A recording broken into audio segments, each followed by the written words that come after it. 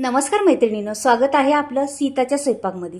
तर आज तुम्हाला मी टमाटरची चटणी दाखवणार आहे। ही चटणी मात्र तुम्ही इडली बरोबर, डोश्याबरोबर किंवा भज्यांबरोबर, पकोड्याबरोबर, वड्यांबरोबर, कचोरीबरोबर कशाबरोबर बी चालू शकते। ही चटणी एवढी जबरदस्त आहे। एक टमाटरची मी चटणी करणार आहे, पण फार उत्तम चटणी होणार आहे। तुम्ही नक्की पहा व्हिडिओ संपूर्ण। खूप छान चटणी, अगदी तोंडाला पाणी सुटण्याजोगी चटणी होणार आहे, फक्त एक टमाटरची। तर तुम्ही पहा आता कशा पद्धतीने मी दाखवणार आहे। छोटासा व्हिडिओ आहे, तुम्ही संपूर्ण व्हिडिओ पहा। तर इथे मी चॉपिंग बोर्ड घेतलेला आहे आणि हा एक टमाटर घेतलेला आहे। पहा आता हा टमाटर घेतलेला आहे, ह्याला मी कापून घेणार आहे। आता पहा कशा पद्धतीने कापणार आहे। पहा, टमाटर चांगलं रसाळ घ्यायचं, टमाटर लाल जरत पाहिजे ते घ्यायचं। या अशा पद्धतीने टमाटर मी कापून घेते। पहा, अगदी छोटासा व्हिडिओ आहे, बारीक लक्ष देऊन पहा। व्हिडिओ स्किप करू नका आणि थोडीशी चूक झाली तरी तुमची चटणी फसणार। तर अशा पद्धतीने मी ते मधलं काढून टाकलेलं आहे। त्याचं बुडाचं असतं ते दांडा येतो तिथून तो, तर ते काढून टकलेलं आणि असं मी कापून घेणार आहे। पहा, हे बघा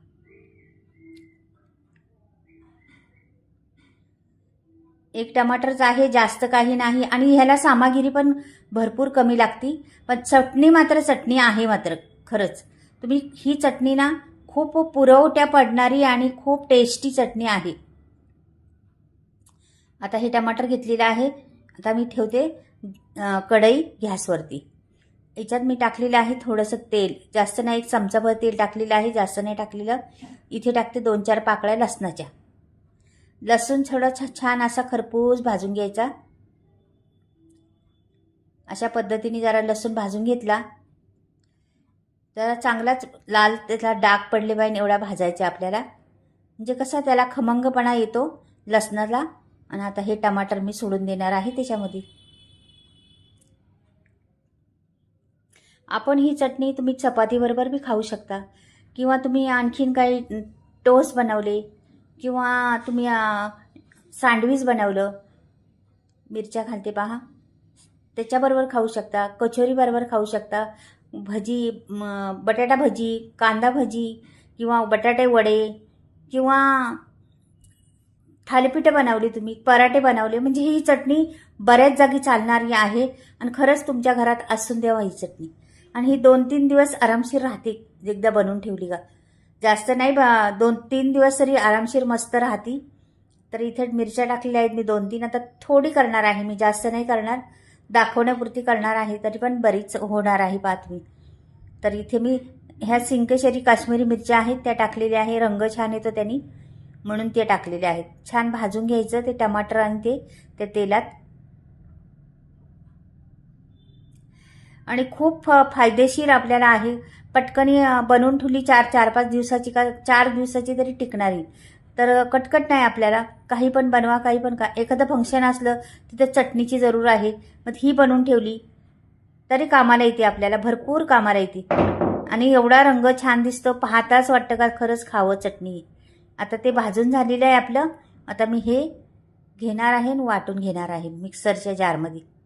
बघा सामग्री काय आहे बघा, अगदी कमी सामग्री, खूप कमी सामग्री।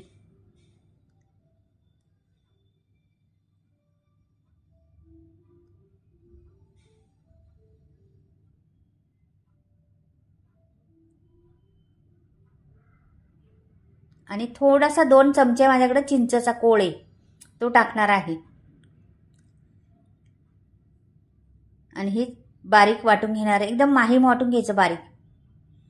तर मी वाटून घेतलेला आहे, पहा रंग किती सुरेख रंग आलेला आहे ना। आता ही काढून घेते मी।